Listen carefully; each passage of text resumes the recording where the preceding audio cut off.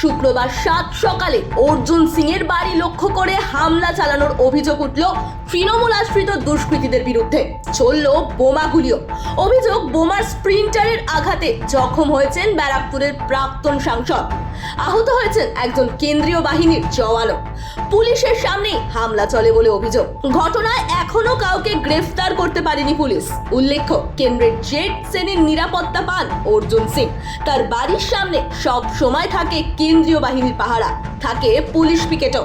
শুক্রবার সকালে মেঘনা মোড়ে অর্জুনের বাড়ির মজদুর ভবনের বাইরে মোটর সাইকেলে করে আসে দুষ্কৃতীরা। অভিযোগ, ভাটপাড়া পুরসভার 14 নম্বর ওয়ার্ডের কাউন্সিলরের অনুগামী তারা। বাড়ি লক্ষ্য করে বোমা ও গুলি ছুটতে থাকে দুষ্কৃতীরা। প্রত্যক্ষদর্শীরা জানিয়েছেন 3 রাউন্ড গুলিও চলে, সঙ্গে বেশ কয়েকটি বোমা ছোড়া হয় বলে অভিযোগ। অর্জুনের বাড়ি লক্ষ্য করে ইটও ছোড়ে দুষ্কৃতীরা, এমনটাই জানাচ্ছে স্থানীয় বাসিন্দারা। Bureau report, RV news. এতবার অভিযোগ লিখেছিস কেন?